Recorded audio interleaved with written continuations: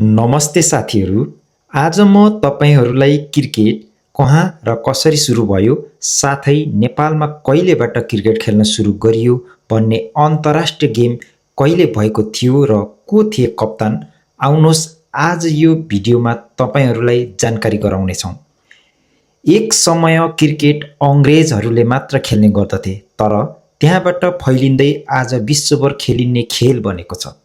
हामीलाई धेरैले थाहा नहुन सक्छ कि आज हामीले हेरिरहेको क्रिकेट पहिला यस्तो स्वरूपमा थिएन। सुरुमा यो खेल केटाहरूले मात्र खेल्ने भएकोले यसलाई केटाहरूको खेल भनिन्थ्यो। पछि यसको लोकप्रियता यति धेरै बढ्यो कि इङ्ल्यान्डको प्रमुख खेलमध्ये एक बनाइयो। के त्यसो भए तपाईहरूले थाहा छ सबैभन्दा पहिलो क्रिकेट खेल कहिले खेलिएको थियो? पहिलो क्रिकेट खेल कुन कुन देशबीच भएको थियो? सबैभन्दा महत्त्वपूर्ण कुरा, नेपालले आफ्नो पहिलो क्रिकेट खेल कहिले खेलेको थियो र त्यस खेलमा नेपालको टोलीको कप्तान को थिए? यस्ता प्रश्नहरूको उत्तर हरेक क्रिकेट प्रेमीहरूलाई थाहा हुनुपर्दछ। यी प्रश्नको उत्तर थाहा छैन भने यो भिडियोलाई अन्त्यसम्म हेर्नुहोस्। साथीहरू, आधुनिक क्रिकेट अर्थात् आज हामीले क्रिकेट भनेर चिन्ने खेल, क्रिकेट भन्ने शब्द फ्रान्सेली भाषाको क्रोकेट भन्ने शब्दबाट आएको मानिन्छ। समयको हिसाबले हेर्ने हो भने आजभन्दा 100औं वर्ष अघि यो खेलको उत्पत्ति भएको मानिन्छ। कतिपय मानिसहरू क्रिकेटले प्राचीन समयमा खेलिने बोल्स नामक खेलको आधुनिक रूप पनि मान्छन्। बोल्स खेलमा काठको बल प्रयोग गरिन्थ्यो, जसलाई खेलाडीले काठकै एउटा लट्ठीले रोकेर त्यसपछि जोडले हानेर आफ्नो लक्ष्यतर्फ पठाउँथ्यो। आजको क्रिकेट पनि धेरै हदसम्म त्यस खेलसँग मिल्दोजुल्दो देखिन्छ। यदि लिखित प्रमाणको कुरा गर्ने हो भने सन् 1597 को एउटा अदालतको मुद्दाबाट 16औं शताब्दीमा क्रिकेट खेलेको पहिलो लिखित प्रमाण भेटिन्छ। उक्त मुद्दामा क्रिकेट शब्द स्पष्ट रूपमा उल्लेख गरिएको थियो। यो मुद्दा इङ्ल्यान्डको गाइल्डफोर्डमा रहेको एउटा जग्गासँग सम्बन्धित थियो। त्यस क्रममा 69 वर्षीय जोन डेरिकले आफ्नो बयानमा आफू र उनका साथीहरूले करिब 50 वर्ष अघि त्यही जग्गामा क्रिकेट खेल्ने गरेको बताएका थिए। यो भनाइलाई आधार मान्ने हो भने क्रिकेट मुख्यतः बालबालिकाहरूले खेल्ने खेल थियो। त्यहीँबाट बिस्तारै यस खेलले लोकप्रियता पाउन थाल्यो र पछि गएर युवाहरूले पनि खेल्न थाले। सन् 1611 मा इङ्ल्यान्डमा केही युवाहरू चर्च जानुको सट्टा क्रिकेट खेलिरहेको अवस्थामा भेटिएका थिए। युवाहरूमाझ क्रिकेटप्रतिको बढ्दो आकर्षण देखेर त्यस समयमा यो खेल कुन दिन खेल्न पाइने भन्ने विषयमा नियम तय गरिएको थियो।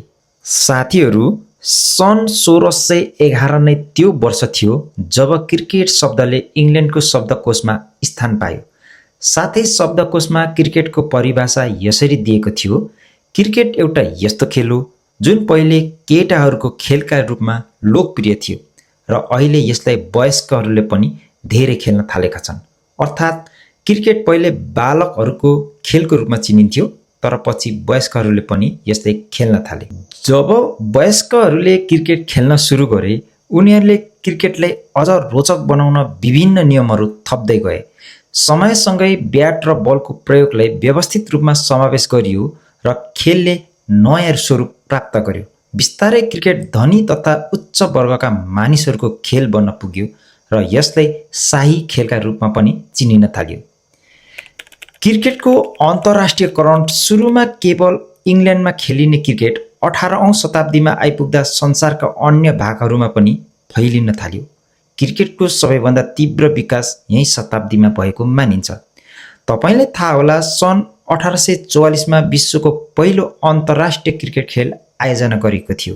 यो खेल युनाइटेड स्टेट अफ अमेरिका र क्यानाडा बीच खेलिएको थियो।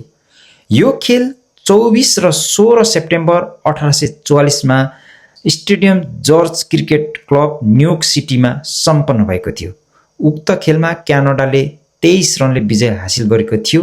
त्यस समयमा करिब 20,000 दर्शक प्रत्यक्ष रूपमा यो खेल हेरेका थिए। क्रिकेट सन् 1877 सम्म आइपुग्दा टेस्ट क्रिकेटको रूपमा पनि खेलिन थाल्यो। विश्वको पहिलो टेस्ट क्रिकेट खेल 15 मार्च 1877 मा सुरु भएको थियो। 15 मार्चमा सुरु भएको यो खेल 19 मार्चसम्म चलेको थियो।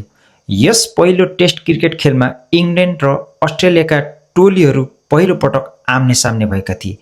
खेलको आयोजना मेलबर्न क्रिकेट ग्राउन्डमा गरिएको थियो। यस खेलको विशेषता के थियो भने पहिलो टेस्ट खेलका लागि कुनै निश्चित समय सीमा तोकिएको थिएन। त्यस समयमा दुवै टोलीले 2-2 इनिङ्स खेल्नुपर्ने नियम थियो, चाहे त्यसका लागि जति दिन लागे पनि। क्रिकेट इतिहासको यस समयमा पहिलो टेस्ट खेलमा दुवै टोलीले उत्कृष्ट प्रदर्शन गरेका थिए, तर अन्तत जित अस्ट्रेलियाको हात परेको थियो। अस्ट्रेलियाले इङ्ल्यान्डलाई 45 रनले पराजित गरेको थियो। यसरी अस्ट्रेलियाले यो जित दर्ता गर्दै ऐतिहासिक खेल जित्न सफल भएको थियो। साथीहरू, क्रिकेटको पहिलो टेस्ट खेलमा इङ्ल्यान्डका अल्फ्रेड शले पहिलो बल फालेका थिए। त्यसैले टेस्ट क्रिकेटको पहिलो बल फाल्ने खेलाडीको रूपमा उनको नाम इतिहासमा दर्ज छ। त्यसैगरी टेस्ट क्रिकेटको इतिहासमा पहिलो बल खेल्ने कीर्तिमान अस्ट्रेलियाका चार्ल्स ब्यानरम्यानको नाम रहेको छ। यस ऐतिहासिक टेस्ट बलमा चार्ल्स ब्यानरम्यानले शतक पनि बनाएका थिए। यसकारण टेस्ट क्रिकेटका इतिहासमा पहिलो शतक बनाउने खेलाडीको कीर्तिमान पनि उनकै नाममा रहेको छ। अहिले नेपालमा पनि क्रिकेट सर्वाधिक लोकप्रिय खेल बन्दै गइरहेको छ।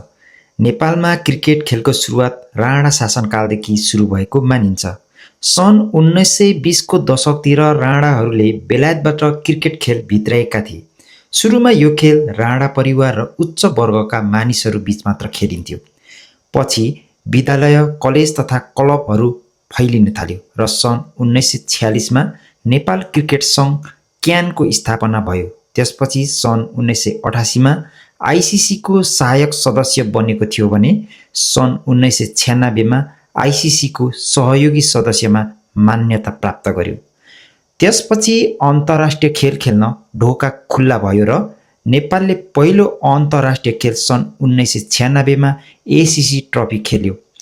त्यो खेल बङ्गलादेश विरुद्ध थियो, जसमा नेपालको पहिलो क्रिकेट अन्तर्राष्ट्रिय कप्तान थिए उत्तम कर्माचार्य। नेपाल सो खेल हारे पनि नेपालको पहिलो अन्तर्राष्ट्रिय खेल त्यही मानिन्छ। नेपालले धेरै प्रतिभावान खेलाडी दिइसकेको छ, जसमा विनोद दास, महबुब आलम, शक्ति गौचन, वसन्त रेग्मी, शरद भेष्वाकर, पारस खड्का, ज्ञानेन्द्र मल्ल, सोमपाल कामी, सन्दीप लामिछाने, दिपेन्द्र सिंह ऐरी, रोहित पौडेल, कुशल भुर्तेल जस्ता धेरै खेलाडीहरू छन्। तपाईको फेभराइट खेलाडी को हो त? मुनि कमेन्ट गरिदिनु ल। आजलाई भिडियो यति नै। तपाईलाई मेरो भिडियो कस्तो लाग्यो? यदि प्रतिक्रिया दिन चाहनुहुन्छ भने पनि कमेन्ट गरिदिनु हुन अनुरोध गर्दछु। धन्यवाद।